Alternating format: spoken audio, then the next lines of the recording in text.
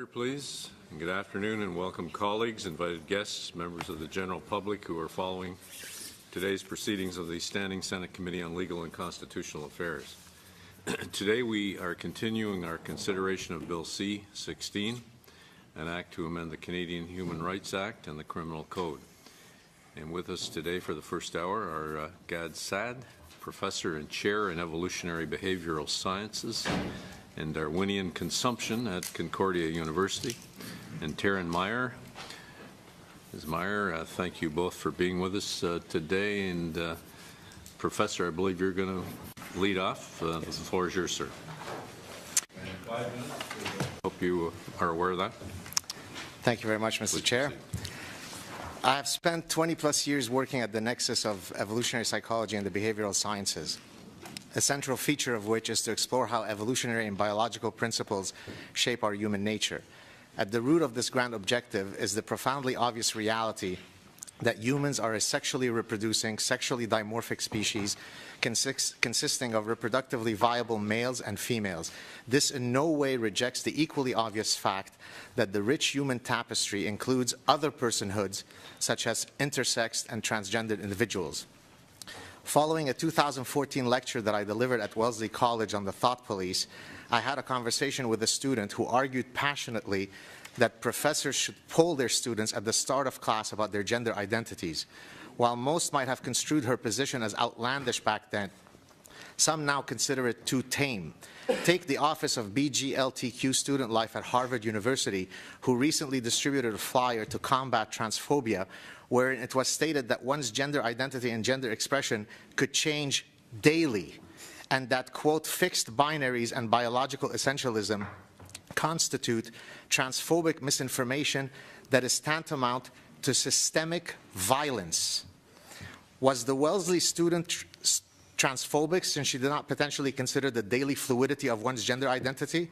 What about minute-to-minute changes? Should professors poll their students every 10th minute of every lecture to find out if their gender identities have changed since last asked? Should academics no longer design surveys wherein a participant's biological sex is measured as a binary variable? Would this be transphobic systemic violence since it perpetuates fixed binaries and biological essentialism? Facebook and New York City allow 50 plus and 31 genders respectively as part of one's profile. Should professors develop surveys that recognize all of these genders? Would it be systemically violent to not do so? Should evolutionists no longer explain how sexual selection works, namely the fundamental process by which sex differences evolve? This mechanism recognizes two sexes, and hence it might, quote, disenfranchise those who reject fixed binaries and biological essentialism. Bottom line, foundational tenets of evolution might be construed as might be construed as legal transgressions under Bill C-16. So evolution itself might be a transgression. Ongoing governmental efforts are pushing for a gender-neutral society to cater to an extraordinarily small number of non-binary or non-gendered people who feel marginalized at having to provide their biological sex as part of their profiles. This is the tyranny of the minority. 99% of the population should acquiesce to having a default feature of their personhood erased because a few individuals might be inconvenienced by it. The slippery slope of totalitarian lunacy awaits us. Some are now proposing that racial categories constitute, quote, biological essentialism, and instead we should respect racial self-identities. This is known as transracialism, as per Rachel Dolezal, who was born white but who self-identifies as black. How long before the government tables legislation to combat bigotry against the transracial? What about fat phobia?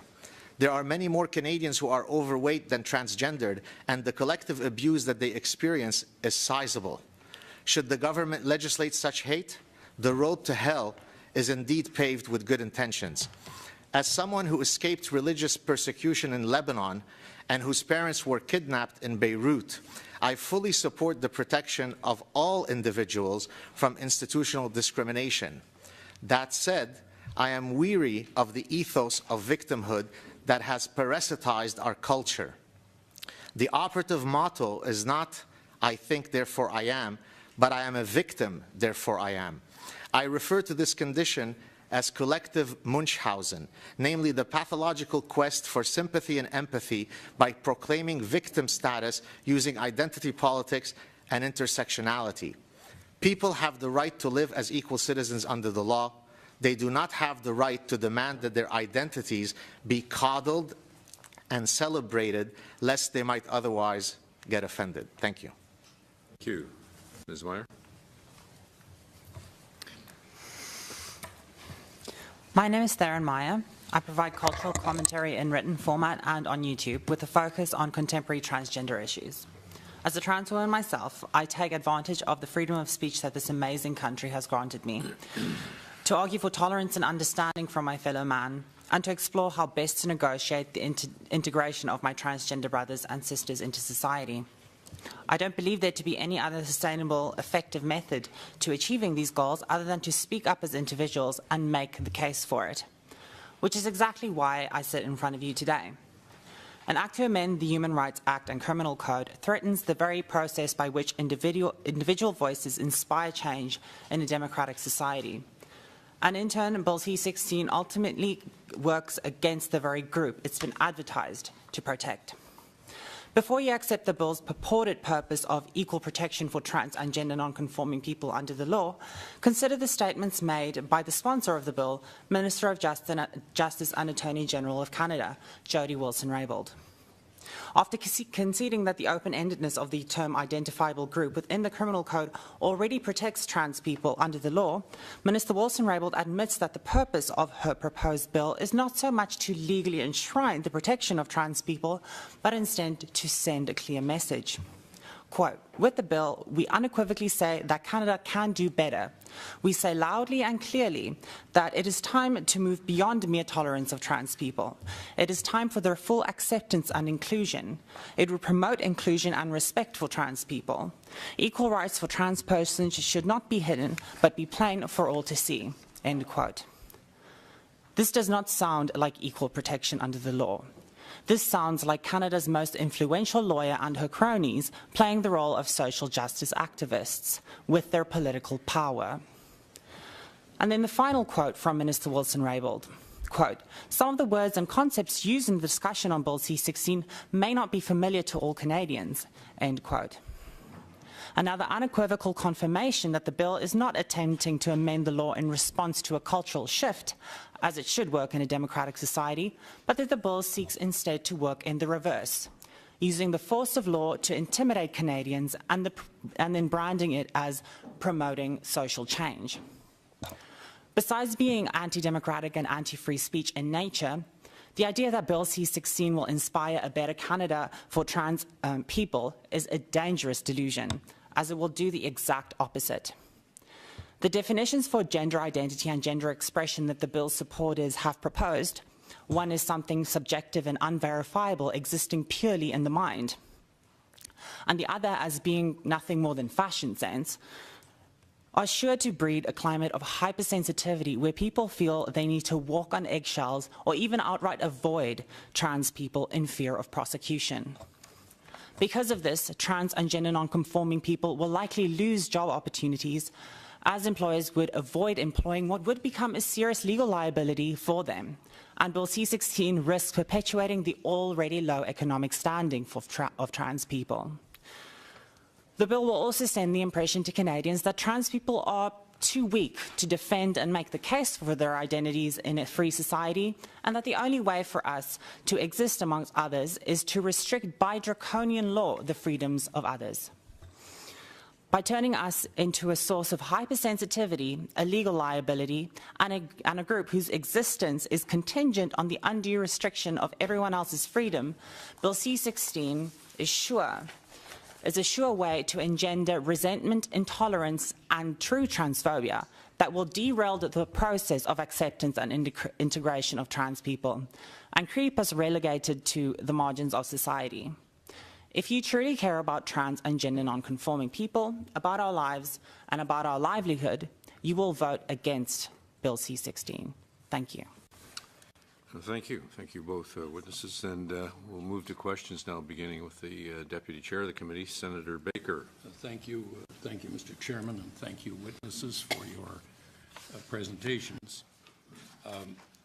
The overriding question that comes to mind after listening to your presentations is this. Every Canadian province and territory, except one, I think, has in law, in their human rights codes, they have gender identity, and in most of them, gender expression as well. Others have gender. And this has worked very well. I read case law on a daily basis. I've done it for 50 years. And I can't identify a single case in which that legislation has not worked to everybody's satisfaction. So how do you answer that question? I mean, this is not something new. This is something that has been expected for many years because it forms a part of a much larger area of law, and that is at the provincial and territorial level. I can't speak to the legal issues. I mean, what really I care to focus on is as a working scientist and as a professor who specializes in evolutionary behavioral sciences, there are endless cases where both in the pursuit of my pedagogy, where I'm teaching students, or in the pursuit of my research, I would be skirting with legal transgressions of Bill C-16 if this bill were to pass. So I can't really speak about all the legal ramifications. All I can say is that I've seen my good friend Jordan Peterson, who I think will be testifying next week, what happened to him at University of Toronto, and I can assure you that that would only be the tip of the spear.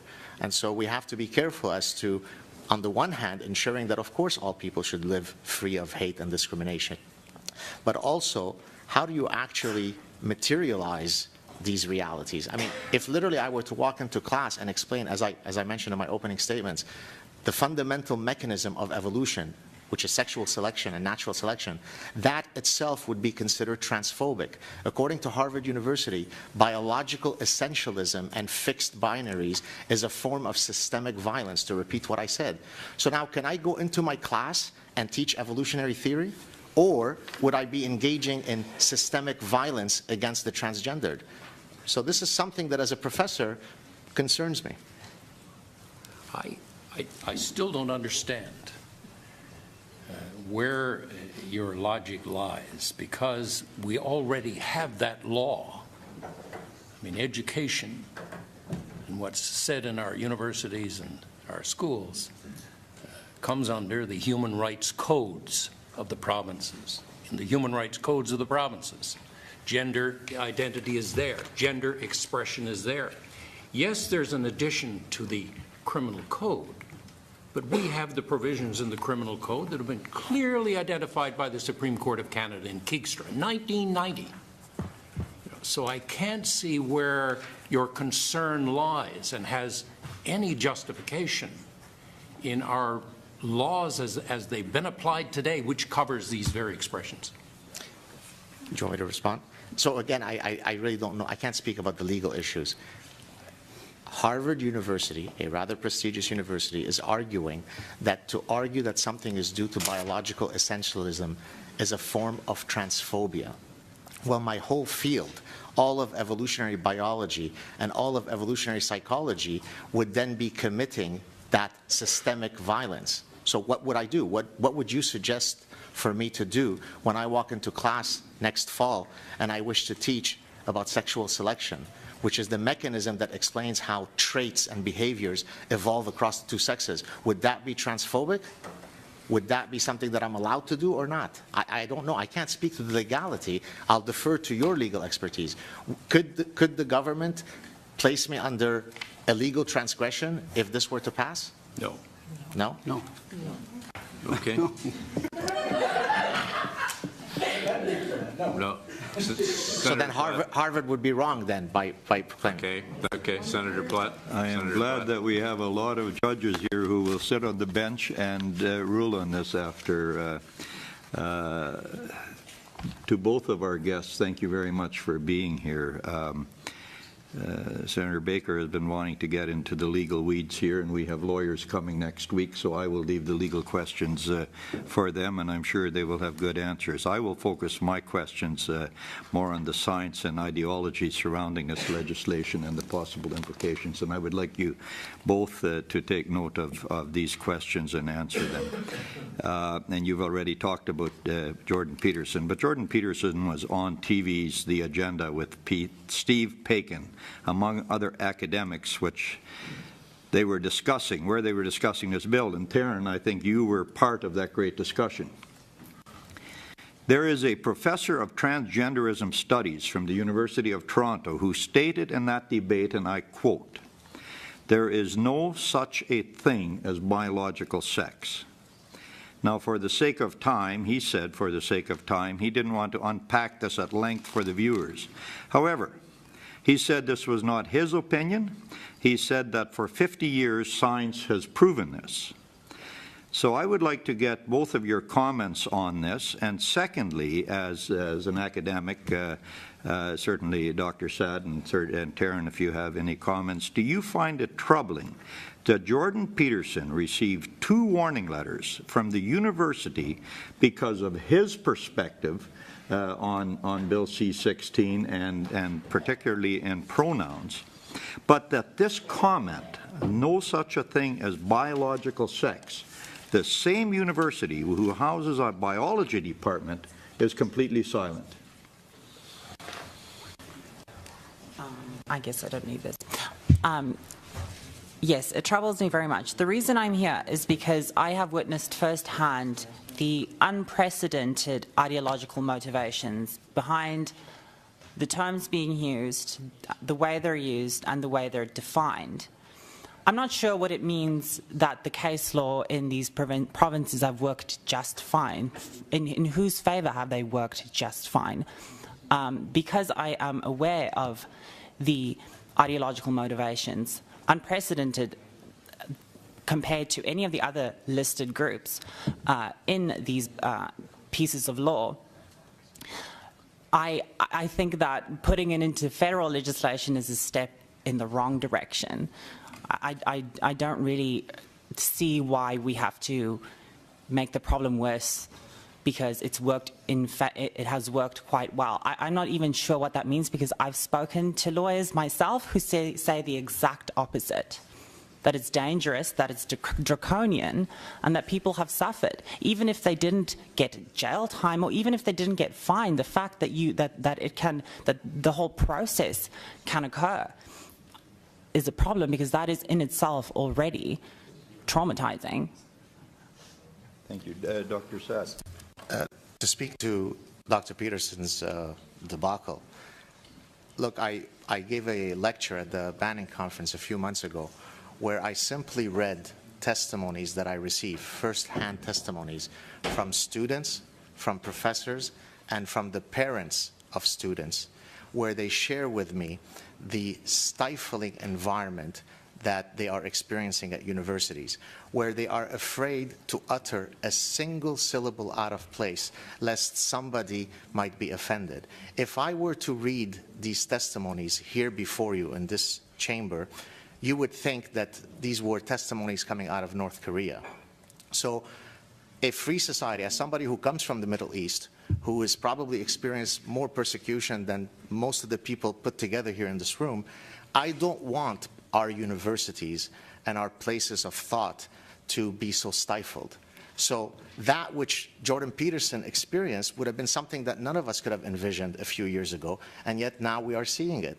I get tons of my colleagues who write to me and say, geez, thank God that there's somebody like you who has the, forgive the term, testicular fortitude to speak out, because we don't have it, and we're terrified of our students, we're terrified of our colleagues, and so that kind of environment is unbecoming of Canada, and I should know what I speak of, having come from a place where these freedoms are not readily available to us.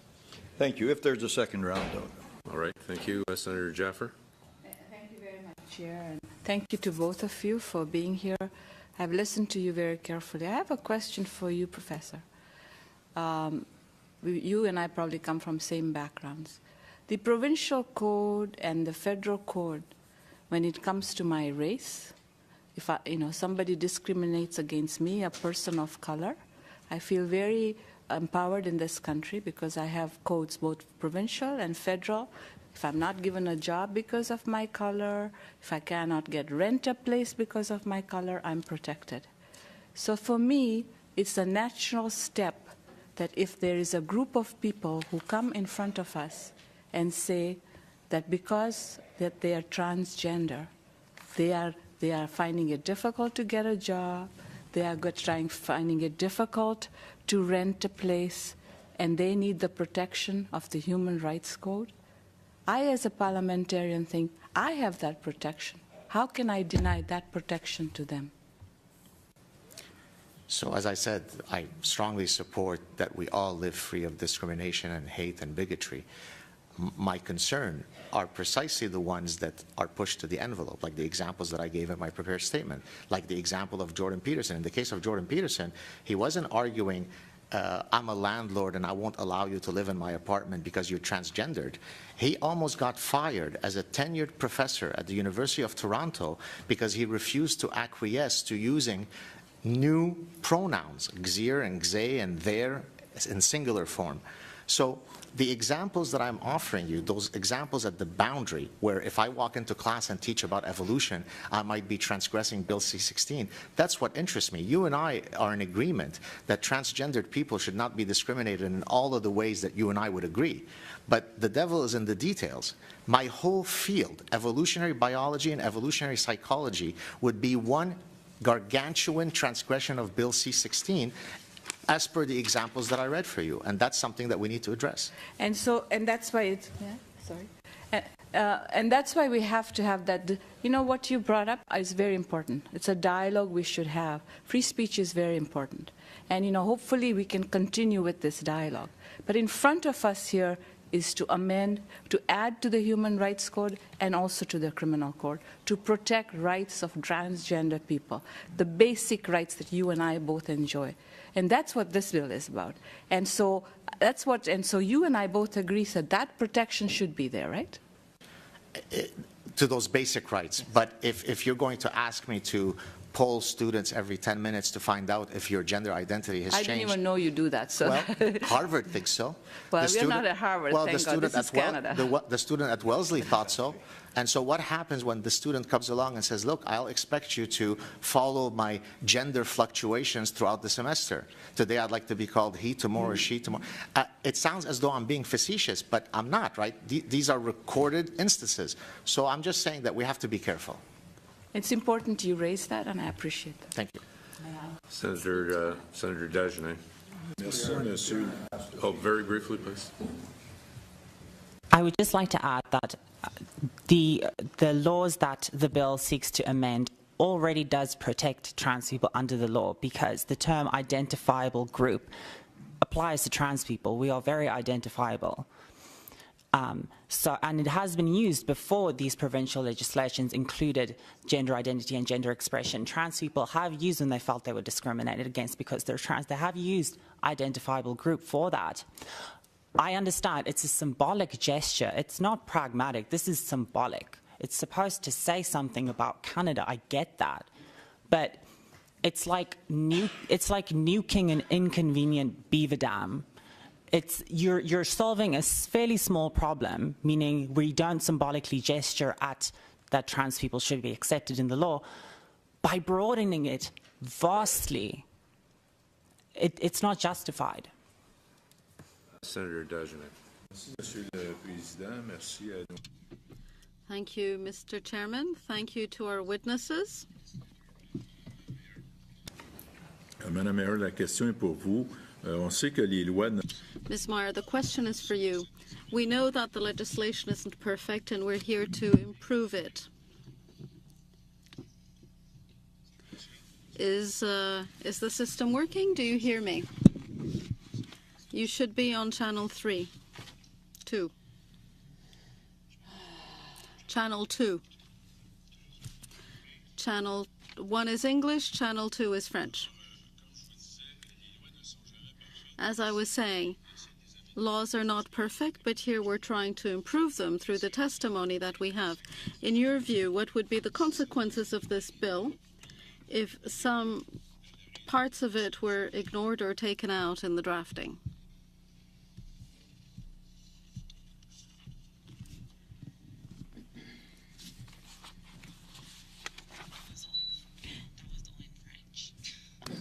En français, la personne allait.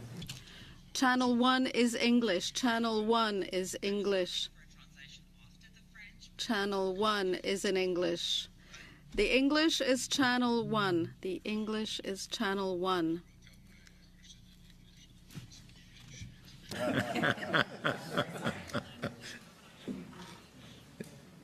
It's okay. Est-ce que vous m'entendez bien? Can you hear me now? Can you hear me? Can you hear me in English? Can you hear what I'm saying in English? Or we can always try it in Italian. Can you hear? This is the English channel. This is the English channel. All right. Well, there we are. So I'll repeat my question. I was saying that legislation is never perfect, and we try to improve them through the experience of our witnesses. In your view, what would be the consequences of this bill, the impact of this bill, if we were to remove some of its components in drafting it?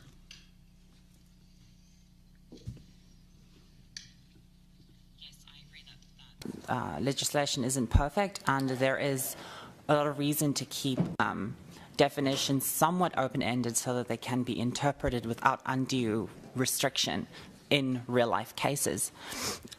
So I would say that there is a possibility to amend this bill, change some of the terminology used, or maybe commit to some more rigorously defined terms.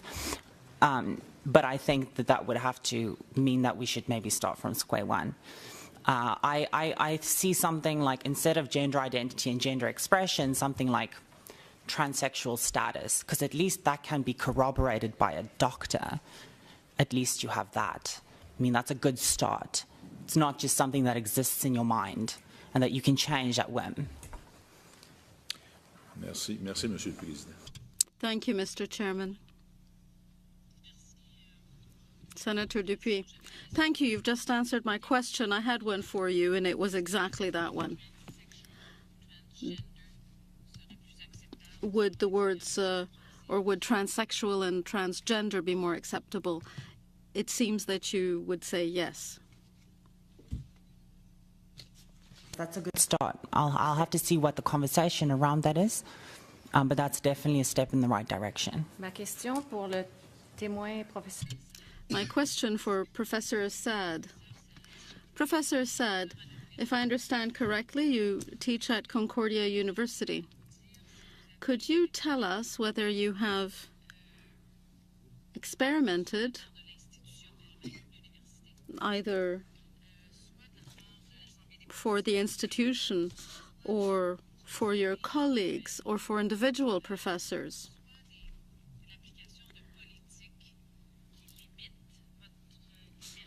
through the expression of policies that don't allow you to be free in the way you teach, or through sanctions or warnings?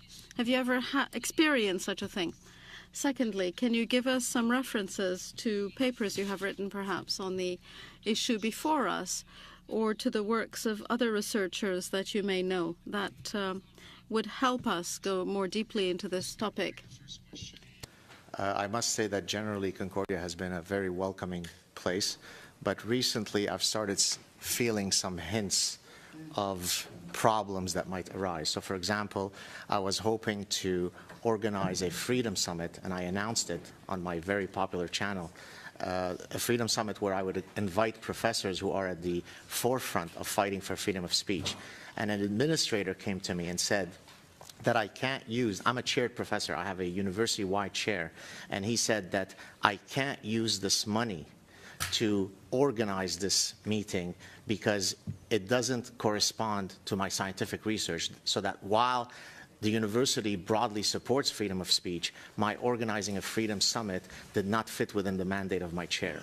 I found that a bit suspicious. The other thing that I would say is that I used to consistently be on the front pages of the media department at Concordia. And recently, it seems as though they have misplaced my profile. So that, for example, when now I was coming to testify here in front of the Senate, and when I'm later speaking in front of parliamentarians about some of my research, no one tweeted this. In the past, they would certainly have been at the forefront of promoting my work. So it seems as though while they haven't systematically sought to limit my freedom of speech, it seems that maybe I might be angering some folks that might not be happy with my outspokenness. So that speaks to your first question. Your second question regarding some of the research I do, I founded a discipline called evolutionary consumption, which basically I apply evolutionary biology and evolutionary psychology to study consumer behavior. So I study things like how hormones affect men and women's behaviors. I study a wide range of sex differences in mating behavior, and gift-giving behavior, and shopping behavior. So my work is at the intersection of biology, psychology, and consumer behavior. And so it's in that capacity as an evolutionary behavioral scientist that I'm here testifying. Okay. Senator Boisvenu. Monsieur le Président, alors, Thank you, Mr. Chairman. Thank you to our two witnesses for being here today. Ms. Meyer. I'm still somewhat ambivalent about this bill because, in my view, a bill should redress a situation where there is a genuine problem. I was sure that Canadian law appropriately covered transgender rights. And it's interesting to hear you because this bill isn't for us or for university professors. It's designed for you who experience the problems. So my first question is this. Given that laws do leave judges broad discretion in regard to your rights, do you believe that this bill will not, or do you fear that this bill will create false hope in transgender people? I do, and I did make statements as to how I believe that this bill will hurt trans people more, and I think it just takes a little bit of conscientious thought and a little bit of just thinking it through in the long run, that I don't see this actually helping. And yes, of course, I've experienced discrimination because I'm trans, but I'm also speaking as someone who came from South Africa. This is an amazing country, and I worry that the freedoms that I have been given is actually being taken away by this bill, specifically my freedom of speech. But in your situation, I'd like you to tell me in a really tangible way, how will this bill actually serve as a barrier or a step back from existing legislation?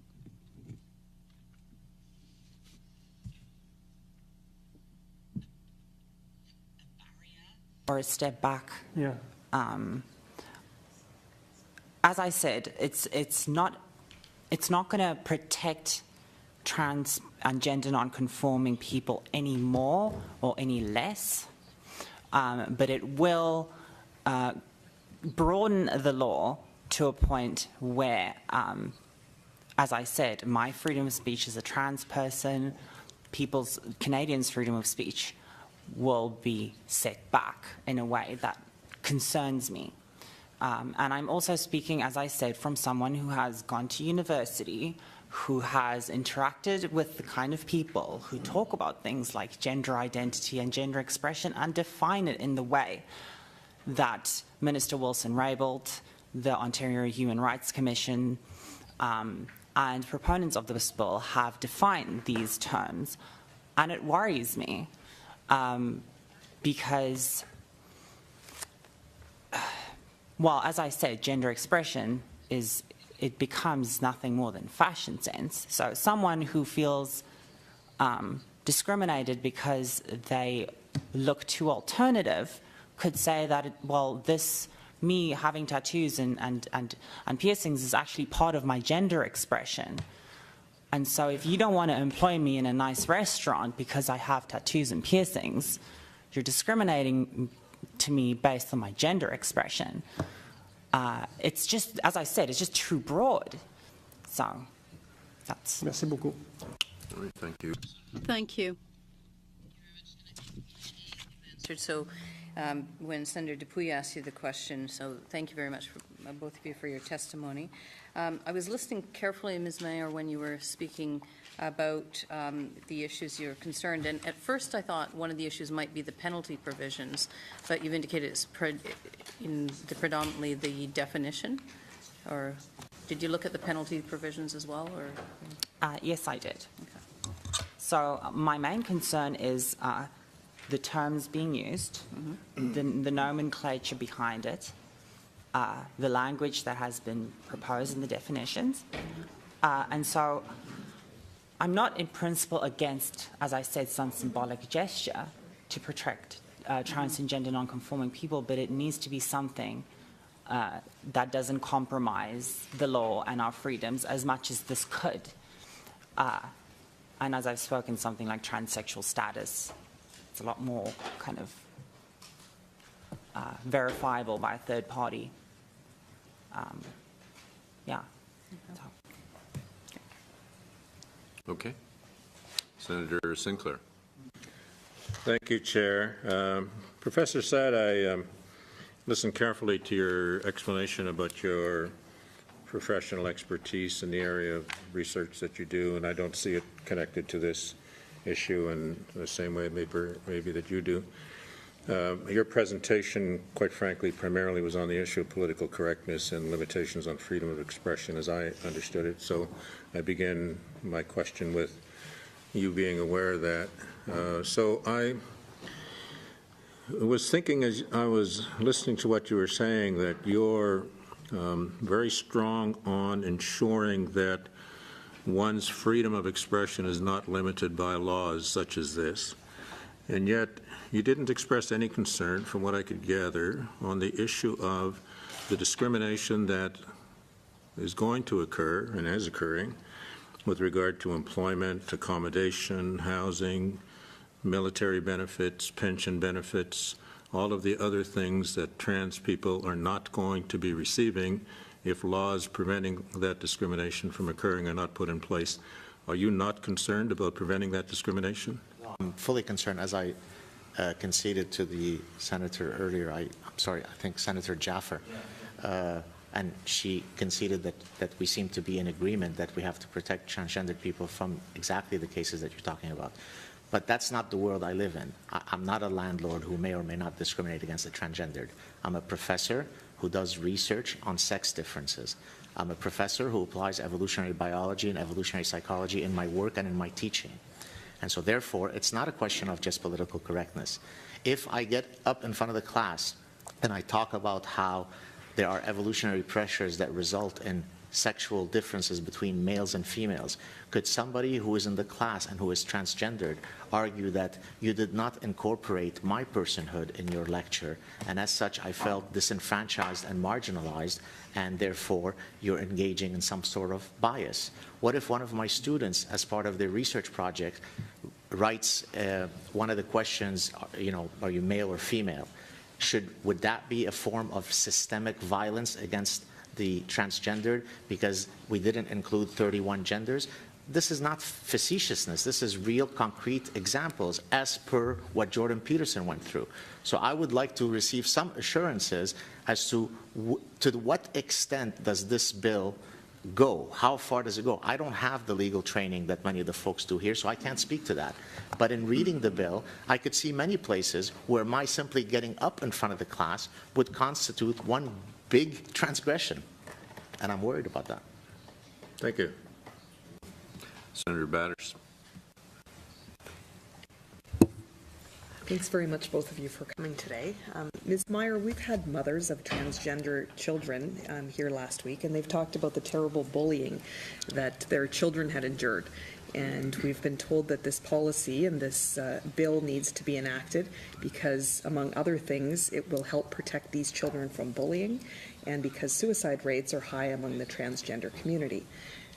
Given that similar legislation has existed in many provinces now for many years, 2012 in Ontario, why has this failed to stop the bullying and discrimination and negative outcomes and, for example, help to reduce suicide rates that we're hearing about? So do you think that this, introducing a bill like this federally, will change those outcomes? Usually the people who bully trans kids are other kids. I was bullied. I wouldn't want people who bullied me being charged with a hate crime or have to go to the a human rights tribunal. So I don't believe that a legislation like that we're talking about here has anything to do with that. The suicide rates, I think that people are inferring a causation where there is at best a correlation. A lot of trans people suffer from gender dysphoria, which in itself is a diagnosable mental illness. That has to be taken into account, the fact that a lot of trans people have an actual mental illness. You can't just say that, well, trans kids at school are being bullied, therefore enact a law that broadens the law so much that everyone, all of our freedom of speech is completely, jettisoned. I would have to see some more concrete evidence as to causation. Thank you. And as a trans woman who is opposed to this particular bill, have you received any, what has been the feedback? I would imagine there's been some negative feedback that you've received in your own trans community because of the position you've publicly expressed. I have a hard time understanding the idea of a trans community. It's a very odd kind of thing to link a bunch of people together. I have spoken to mothers of trans kids. In fact, one of them spoke here. I forget her name, but we spoke about it, and I shared with her my concerns, and she seemed to be understood where I came from. Yes, I haven't received too much hate mail. That's good. Yeah, so I guess that's the answer. Right. Thank you very much for coming. Senator Joel. Mr. Chair, and thank you for your contribution. Sometimes you have to go to the other extreme to understand where lies the medium ground. And I tell you, when I read again Bill C-16 that you have asked us to vote against, to use the word that Ms. Mayer has asked in their concluding remarks, Bill C-16 is essentially to prevent, promoting genocide of transgender people. I mean, you're telling me today that I should vote against preventing somebody to advocate killing a person, older person, who happens to declare themselves transgender. I tell you, I have a problem with that.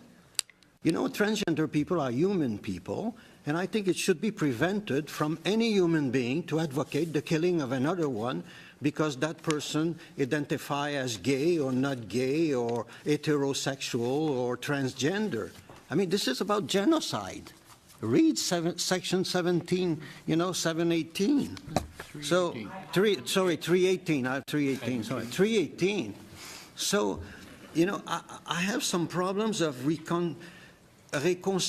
I mean, to put together the value of a human life with the right to life that person, because it is a human person, and that person declare themselves of one sex or another, whatever sex, and this bill says you have to protect the life of that person, whatever is the identity or the claim identity of that person. You ask me to vote against this. I have a moral problem with your request today. I tell you, at least in relation to that section of the bill, it's section 3 of the bill, I think. It's the back of this page. Let me see. Section 3. Section 3 of the bill. This is what the bill asks, Professor Saad. You come from Lebanon. I mean, you know, religious war, therefore, I've seen that country being torn down on religious ground. Less serious causes of killing somebody than genocide. So I have a moral problem when somebody asks me to accept that we would promote genocide of a transgender person on the only basis that that person claims is a transgender. But if I advocate the genocide of gay people, I would be prevented to do that. But to do that for transgender would be fine. I mean, where is the value of a human life in relation to your position? I have some problem with that. I can understand there are problems, practical problems, how we identify the right and the left and the middle and so forth. I totally agree with you, we can discuss that. But on the very principle of this bill, to advocate the genocide of transgender people, that's what this bill promotes.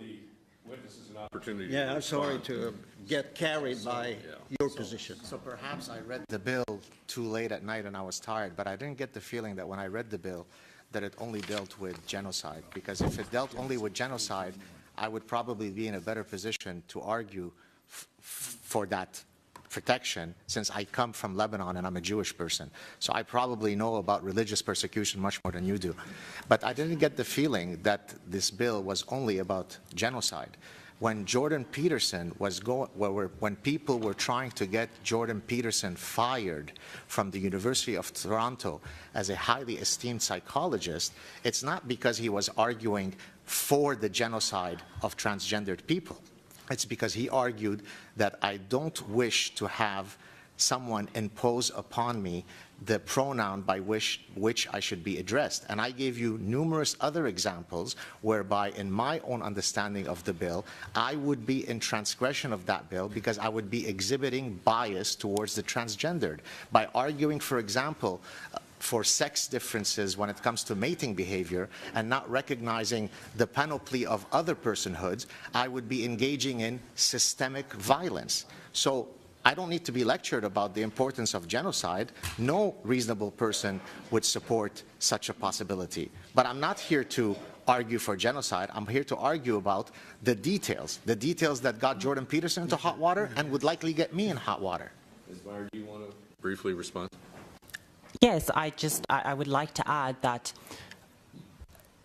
Bill C-16 is not just about genocide and, you know, the idea of, well, we need to add this because someone may advocate genocide towards trans people. Well, first, transgender or even transsexual, none of those are mentioned in the bill. It's gender identity and gender expression. I've already made very clear why I don't like those terms. Where are we going to stop? Should we include, you know, weight of people? Should we include fashion sense of people, which we already will with gender expression? I mean, where will we draw the line that, you know, because I can divide the world into as many subgroups and identities as I want and then advocate for genocide towards one of them. People who wore teal.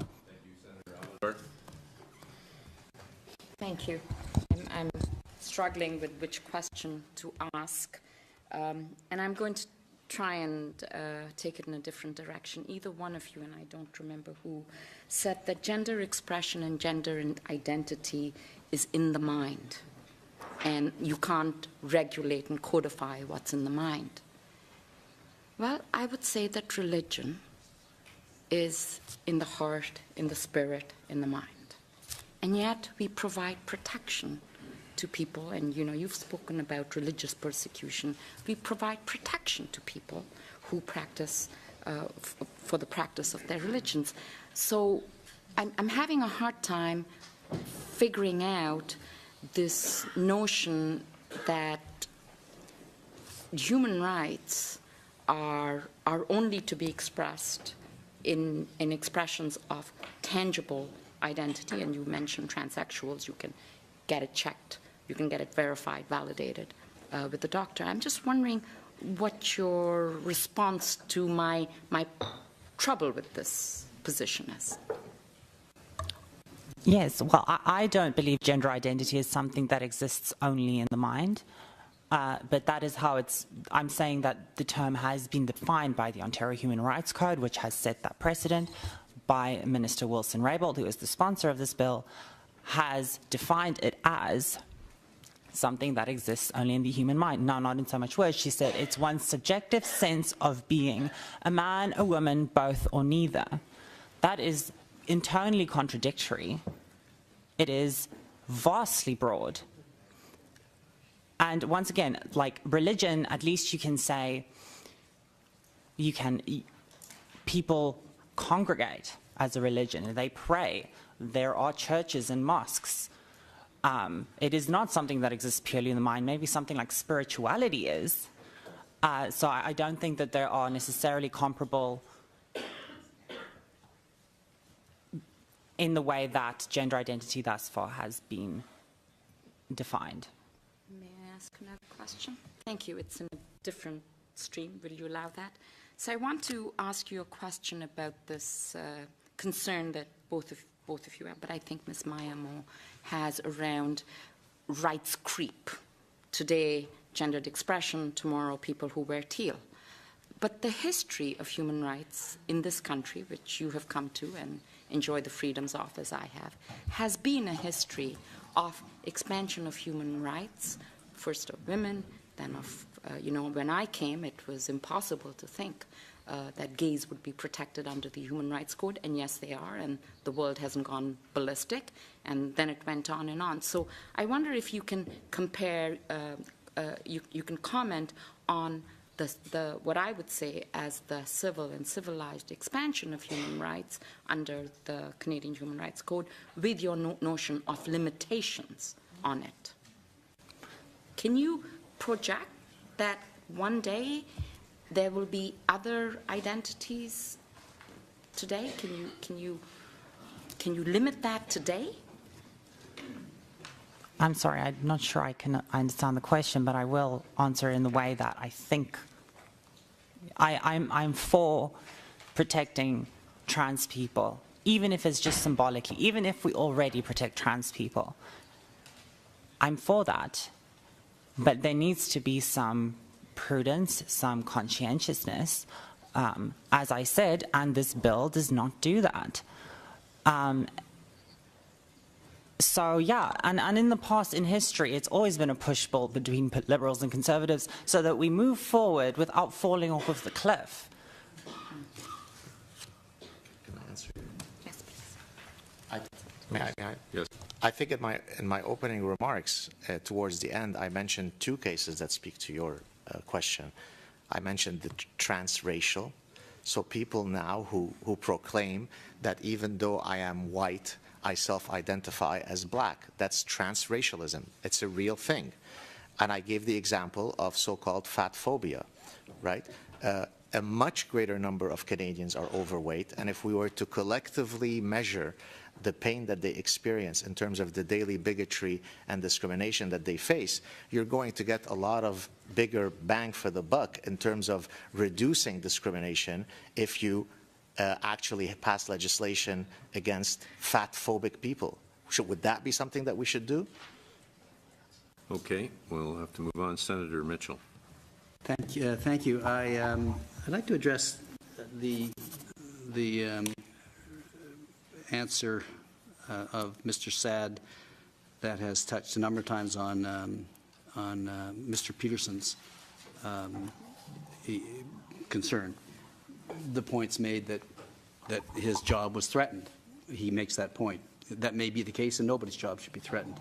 But it's very interesting that somebody in your position and his position have tenure, he has resources, he has stature with which he has defended his job. But trans people lose their jobs, don't get jobs, and far, far worse, all the time. Violent discrimination, continual harassment. And they don't very often have tenure, and they don't very often have resources, and they don't very often, or often they don't have stature. So why is it that you can't understand somehow that all C-16 does, without in any way, shape, or form threatening you and all of the advantages that you have in our society, all it does is even the playing field by giving some protections and giving some acceptance to one of the most one of the most discriminated against and vulnerable groups of people in our society. Isn't it just quintessentially Canadian that we should extend that reach of warmth and embrace and protection to people who desperately need it? If the bill is written in a way that it does exactly what you're saying and nothing else, and that it protects against the gray zone areas that I spoke of, then it would be a no-brainer for me to support that. As I mentioned in my opening statements, again, given my personal history, few people are in a better position to argue for why everyone should be protected, irrespective of their personhood. So you're preaching to the choir. I'm here to simply serve as the canary in the coal mine, or whatever the expression is, to say that there are details that we have to be careful about, and I share with you my details as a professor. It has nothing to do with me being tenured or being privileged. It has to do with the very real possibility that someone could come along and say, the way you're teaching your course is marginalizing me, change it or else you're biased. Well, a lot of what you argue is, in defense of your position, is extremely hypothetical. But we actually have a hypothetical that has been tested. We have an hypothesis in your case that has been directly tested. You are saying that your course will be or could be declared transphobic if this bill is passed. But your course is under Quebec legislation. Quebec legislation has had gender identification protected for a number of years under Section 10 of the Quebec Charter, and it has never happened. You are still teaching that course, and nobody is accused or in an official way it of being a transphobic course. So why would it be that C-16, that won't cover your jurisdiction where you teach at all, why would it make your case that somehow it's going to result in your course being declared transphobic? And remember, you keep repeating that you're not a lawyer, so I'm not at all certain how you could effectively make the statements that you're making. I could speak about the general atmosphere in the trenches of academia. And so because of that, I could hypothesize the trajectory of victimhood that stifles people from speaking. I give the example of the endless, innumerable testimonies that I received that should make every senator in this room feel very, very bad that I would be receiving such emails. And so from that perspective, perhaps, again, I'm wrong legally in that whatever you said is absolutely correct. That doesn't mean, though, that it's not something that we should be worried about. I live in the trenches of academia, and I see how terrified my colleagues are of uttering a single word out of place lest someone will be offended. That's wrong, and we should stop it. People in this room live in the trenches We've come to an end here, and thank you, witnesses, very much for your appearance here this evening and for your contribution to our deliberations. We're going to suspend briefly.